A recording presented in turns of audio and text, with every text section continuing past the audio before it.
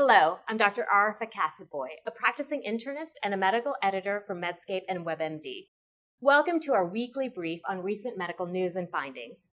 Our first report provides surprising evidence that about half the new cases of type 1 diabetes occur in adults over the age of 30. There's been a long-held perception that type 1 diabetes is primarily a juvenile condition. The new study debunks that concept, finding that autoimmune diabetes develops at any age. The researchers looked at genetic data from 120,000 white adults in the UK. Although the vast majority of new-onset diabetes cases are type 2, about 5% of newly diagnosed adults have type 1 diabetes. These adults are generally younger and are slightly slimmer than those with type 2. And they're also far more likely to be on insulin within a year of diagnosis. As physicians, this news should make us more aware. If our patients aren't responding to the usual type 2 treatments, we need to have a higher index of suspicion that they may have type 1 diabetes.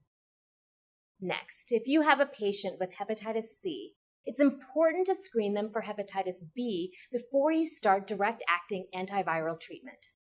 Guidelines were recently updated after case reports described HepB reactivation in patients with both hepatitis B and C who were only treated for hep C. The thought is the reactivation may have to do with an increase in HepB viral replication after the hep C is cleared. It doesn't seem to be due to any specific drug's toxicity. So to ensure success, it's important that hep B treatments start before or at the same time as treatment for hep C.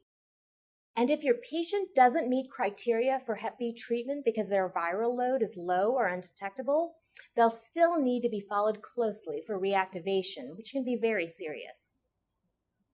And finally, taking bisphosphonates reduces all-cause mortality rates in both women and men 50 years or older. And in those with a history of a fracture, mortality rates are decreased by 35% or more. The data came from a prospective study on osteoporosis conducted in Canada with more than 5,000 participants. It attributes the vast majority of the benefit to the bisphosphonate alendronate.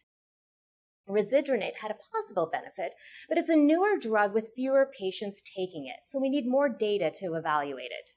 And etidronate had no significant survival benefits at all. This information is consistent with other trials that show a decrease in mortality risk with bisphosphonates. It's still not understood just why alendronate in particular increased survival, but it's interesting that the survival advantage wasn't related to a decline in subsequent fractures. Overall, given the magnitude of the effect of the bisphosphonates, the findings underscore the need to treat osteoporosis and begin therapy immediately after a patient has a fragility fracture. You'll find links to each of the stories we've included in today's news brief in the transcript listed below. For Medscape and WebMD, I'm Dr. Arifa Casaboy.